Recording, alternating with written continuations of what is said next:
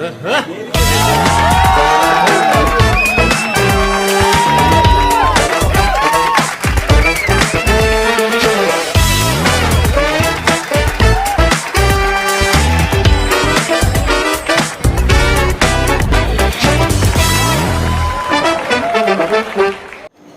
Guys, आप सभी का स्वागत है हमारे द स्टूडेंट शो में।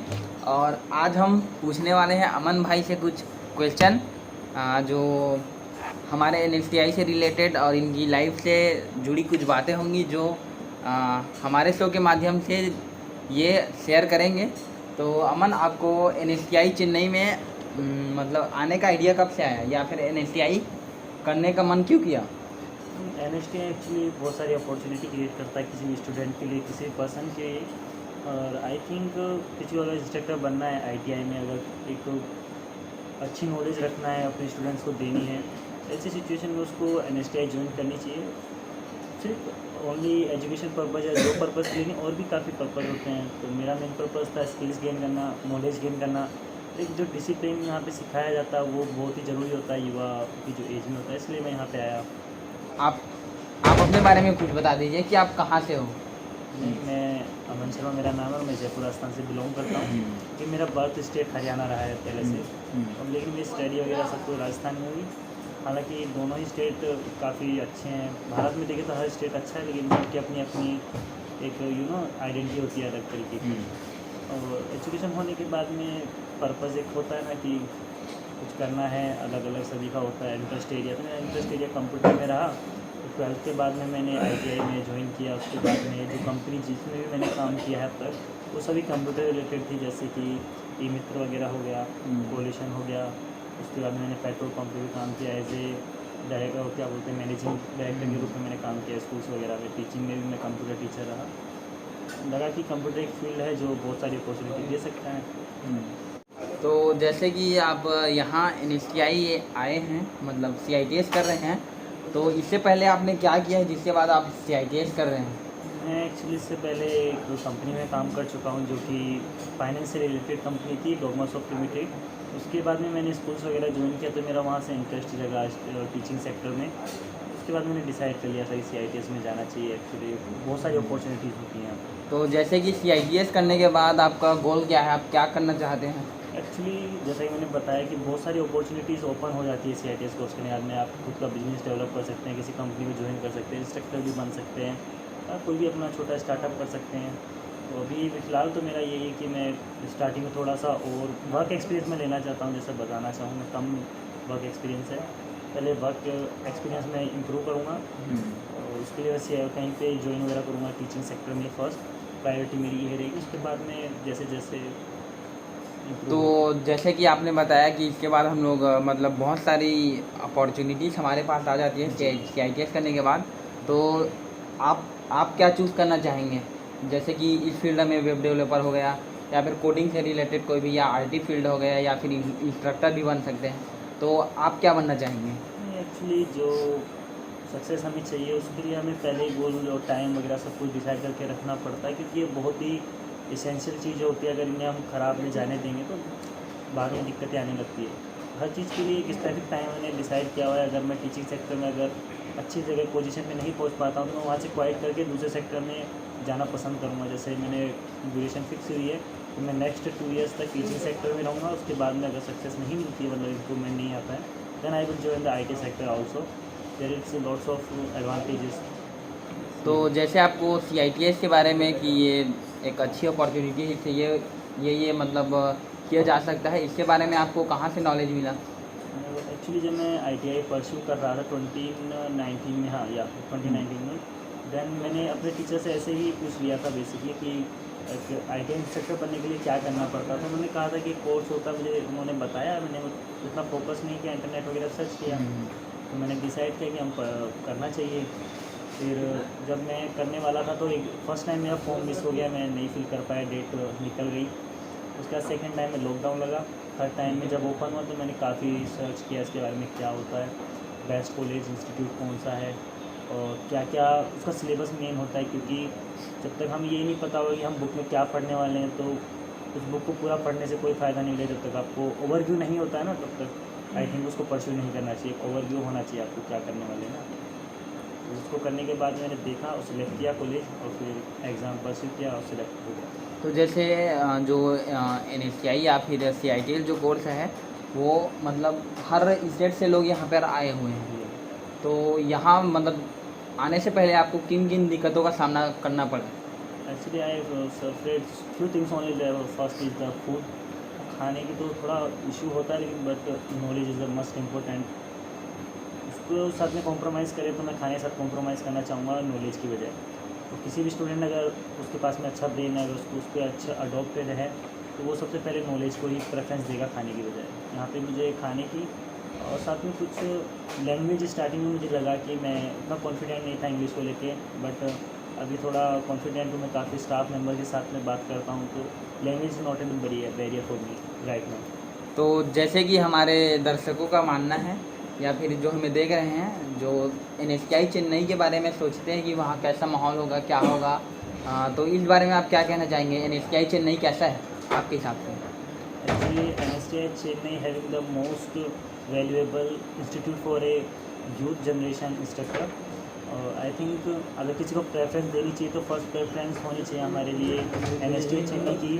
Most obviously there are lots of the NSTIs, but जैसा आपको बताया ना, सबकी अपनी अपनी वैल्यूज़ होती हैं, अपने अपने मतलब कारण होते हैं अलग अलग। किसी NSTI में आप जाओगे वहाँ का कल्चर आपको अच्छा मिलेगा, कुछ NSTI में जाओगे वहाँ का आसपास का नेचर अच्छा मिलेगा। लेकिन यहाँ पे जो इंस्ट्रक्टर है हमें पढ़ा रहे हैं वो भी शानदार है। यहाँ की फैकल्टी, यहाँ के जो DDG हैं या डायरेक्टर है, जनरल है, यही सबसे मेन चीज़ है यहाँ पे। यहाँ पे डिसिप्लिन भी है, रेगुलरिटी भी है, एजुकेशन क्वालिटी भी है, और मेन पार्ट जो है यहाँ पे बहुत सारी चीज़ें ऑर्गेनाइज होती रहती है। कॉम्पिटिशन वगैरह हो गया, अगर जो स्टूडेंट में डेवलप करता है ना थिंग कि बच्चों को कैसे कंट्रोल करना है, उनको कैसे एजुकेशन के लिए एजुकेशन के लिए कैसे उनको उत्साहित करना है, ना ये चीज़ें हमें आराम से सीखने को मिल जाती है। कहीं और आप जाएंगे तो शायद इतनी सारी चीज़ें देखने को ना मिले। NSTI I think the first preference. तो जो हमारे स्टूडेंट हैं जो हमें देख रहे हैं, तो उन्हें आप क्या बोलना चाहेंगे कि NSTI चेन्नई उनके लिए सही है या नहीं? Actually depends on their thoughts. अगर वो लोग अगर सेफ कंफर्ट चाहते हैं तो कहीं भी जा सकते हैं। Dehradun is also good, the Bengaluru हाँ या Bengaluru and Mumbai also.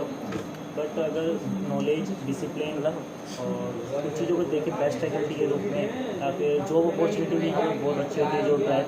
Job drive place चलता है यहाँ पे, वो काफ़ी अच्छा चलता है। तो मेरे हिसाब से अगर आपको एक बेटर फ्यूचर, सिक्योर फ्यूचर और बेस्ट नॉलेज चाहिए तो आपको आई थिंक NSTI चेन्नई को फर्स्ट प्रेफरेंस देना चाहिए। तो जैसे कि मैं भी यहाँ आया हूँ, तो यहाँ आने से पहले मेरे को जैसे सभी लोग बोल रहे थे कि मुंबई ऐसा है, देहरादून ऐसा है, वो ऐसा है, लेकिन यहाँ आने के बाद मेरे जो दोस्त गए हैं, मेरा उनसे पूछने के बाद यह मतलब उनका ये रहा है कि वहाँ टीचर नहीं है, ये नहीं है, वो नहीं है, लेकिन जो NSTI चेन्नई है वहाँ का माहौल कैसा है? Actually, I visited recently in the Dehradun NSTI also. There is lots of issues like some there is winter vacations are going. Winters में एक्चुअली क्या होता है कि आपको काफ़ी चीज़ें सफोकेट करनी पड़ती है, जैसे कि आप स्टडी को प्रॉपर टाइम नहीं दे सकते हैं। वहाँ कुछ टीचर्स ऐसे थे जो कि उनका बिहेवियर थोड़ा रूड था। वो हेल्पिंग नेचर एक बॉन्डिंग कम बनती है एक इंस्ट्रक्टर और ट्रेनिंग के बीच में, जब वो हेल्पिंग नेचर हो। हेल्पिंग नेचर वहाँ मुझे देखने को नहीं मिला। साथ में वहाँ पे कुछ रूल्स वगैरह जो थे रिस्ट्रिक्ट थे और थोड़ा टफ भी थे, कहने का मतलब। वहाँ मैं विजिट किया, मुझे अच्छा नहीं लगा। और लेकिन NSTI चेन्नई में मैं भी स्टडी कर रहा हूँ, अच्छा है। जैसे मुंबई में मेरे फ्रेंड सेम ट्रेड से परस्यू कर रहा है CSA से, और उसने बताया कि वहाँ पे एक्चुअली मनी प्रॉब्लम बहुत होता है। Things are very expensive in Mumbai city. I think अगर आपको एक अच्छा बजटेबल NSTI चाहिए तो Chennai must be first preference. तो जैसे कि लोगों का मानना है कि जो NSTI है वो साउथ साइड है, मतलब साउथ में ही है, तो उनका मानना ये रहता है कि यहाँ का खाना पीना, यहाँ की लैंग्वेजेस जो उनको नहीं आती है, तो इन सब को लेकर आप क्या बताना चाहेंगे? Actually I have mention the first time that language is not a barrier for any student. If you try then you can convince anyone to for the work. तो लैंग्वेज कोई बैरियर नहीं है। अगर बच्चा फूड मेस वगैरह actually हर NSTI में available होती है, यहाँ भी अवेलेबल है। But food quality also matter. आप बाहर का परस्यू कर सकते हैं, आप बजट मेरे हिसाब से अगर अच्छा भी खाना खाएंगे 3500 you will manage for a month. खाने का हल्का सा करना पड़ता है, लेकिन आपको उसके बदले में इतनी सारी क्वालिटीज़ मिल रही है सोचिए। तो क्वालिटीज़ के साथ मैंने आपको बताया, तो आप क्वालिटीज़ के साथ में कॉम्प्रोमाइज़ कर लीजिए, या फिर आप जो आराम चाहते हैं कंफर्ट, आप कंफर्ट जोन में जाना चाहते हैं या फिर आप अच्छी क्वालिटी पाना चाहते हैं, तो दोनों में से कुछ भी आप कर सकते हैं। तो जैसा कि हमें यहाँ आने के बाद में पता चला है और आपने बताया कि यहाँ लैंग्वेज का कोई इशू नहीं है, तो जैसे कि जो लोग हमारे दर्शकगण जो देख रहे हैं या स्टूडेंट जो देख रहे हैं, उन्हें एक डर रहता है कि हम वहाँ जाएंगे, हमें इंग्लिश नहीं आता है, वो नहीं आता है, तो उनको आप क्या कहना चाहेंगे?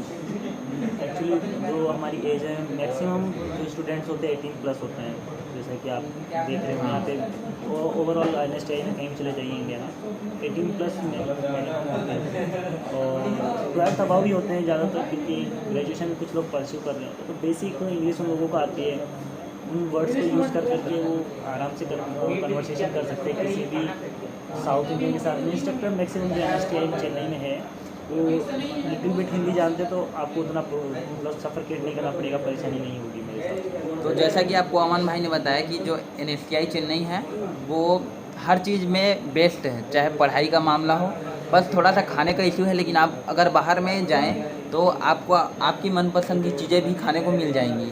तो लेकिन उसके लिए आपको सबसे पहले करना पड़ेगा ट्राई। आप कुछ खाओगे ही नहीं, सोच लोगे मन में कि अच्छा नहीं है, तो आपको अच्छा नहीं लगेगा। लेकिन जैसे हम अब हमारा मेस का खाना उतना अच्छा नहीं रहता है, तो अब जैसे जैसे हम बाहर जाते गए तो हमें पता चलता गया कि ये चीज़ हमें अच्छी लगती है, तो उस हिसाब से हम यहाँ पर अपने आप को डेवलप कर रहे हैं। तो मैं एक बात और कहना चाहूँगा अपने दर्शकों से, कुछ चीज़ें होती हैं जो कड़वी होती है, लेकिन उनका स्वाद और उनसे सेहत पे जो असर पड़ता है वो बहुत ही बेहतर होता है।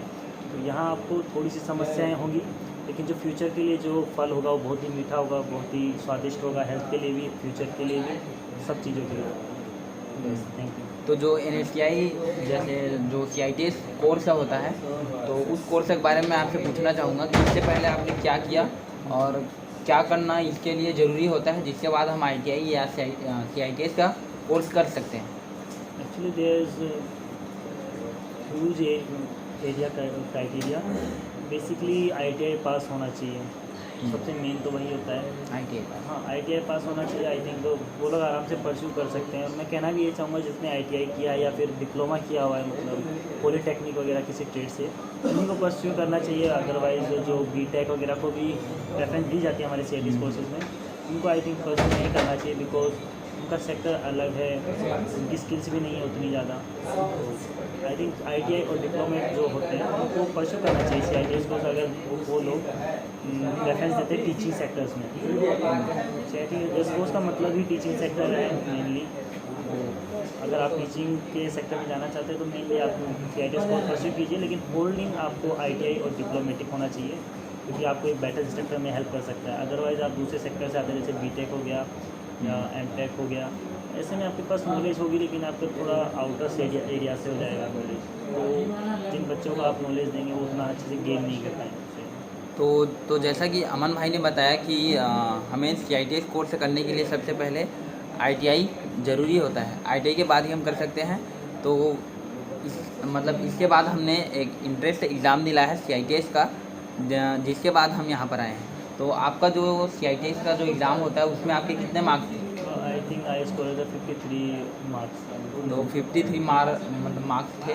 तो कौन से राउंड में आपका सिलेक्शन हो गया? I got my first round में। तो गाइस देख सकते हैं नंबर इतना कम है, फिर भी यहाँ पे बहुत ज़्यादा चांसेस होते हैं। अब भी देख लीजिए आप, हालांकि मतलब पहले पहले बहुत ज़्यादा प्रेशर होता है कि होगा कि नहीं, होगा कि नहीं, लेकिन मैं आप सभी को बता दूं मेरा एडमिशन हुआ है स्पोर्ट राउंड में और मेरे मार्क्स हैं 45 मार्क्स। तो गाइस मैं आपको ज़्यादातर सलाह दूंगा कि आप पेशेंस रखो, स्ट्रॉन्ग हाँ पेशेंस रखो। जो भी राउंड हो उसके बारे में अवेयर रहो कि वो राउंड किस लिए ऑर्गेनाइज़ किया जा रहा है। उस अपॉर्चुनिटी को जाने मत दो, सबसे बेस्ट तो ये है। और माइंड को बिल्कुल कंफ्यूज मत करो कि ये NSTI अच्छा है, वहाँ पे फ्रीडम अच्छा मिल रहा है, वहाँ पे खाना अच्छा, वहाँ विंटर अच्छा है, वहाँ पे जगह घूमने के लिए अच्छी है। आपकी प्रेफरेंस होनी चाहिए नॉलेज फर्स्ट। आपको अगर आपकी दूसरी प्रेफरेंस है तो आप कहीं भी जा सकते हो, लेकिन अगर नॉलेज है आपको अवेयर रहना चाहिए कि किस कॉलेज में स्टडी ज़्यादा है, कहाँ फैकल्टी अच्छी है, कहाँ अपॉर्चुनिटीज़ हैं, ये सब।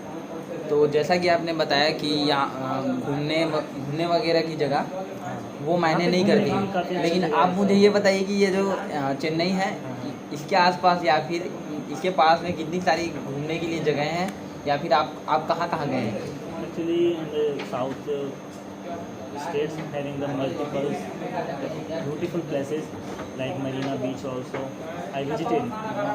और यहाँ पे एक म्यूज़ियम भी है, रेल म्यूज़ियम, जो कि काफ़ी पुराने ट्रेन वगैरह का संग्रह रखा हुआ है वहाँ पे। साथ ही मैं कन्याकुमारी विजिट किया था, जहाँ पे टेम्पल वगैरह बहुत अच्छे थे।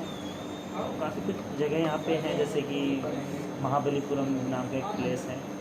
ये फेमस प्लेस है जहाँ अभी तक मैंने देखा है, सुना है। बाकी काफ़ी मूवी देखी, मैंने सुना है इनके बारे में मेन प्लेस। तो जैसा कि अमन भाई ने बताया, यहाँ पर आसपास में बहुत सारी जगह है घूमने के लिए। तो गाइस मेरे हिसाब से तो NSTI चेन्नई बेस्ट है। तो अमन भाई का शुक्रिया आप सभी को इतनी सारी जानकारी देने के लिए। और मैं आप सभी को रिक्वेस्ट करता हूँ कि अगर आपको जो भी नॉलेज चाहिए प्लीज़ कमेंट करके कमेंट बॉक्स में बताइए, तो हम आपको उस चीज़ का जवाब देने की पूरी कोशिश करेंगे। ये एक्चुअली काफ़ी हेल्पफुल नेचर है, so be connected with him always and support him as you can. Thank you so much for inviting me.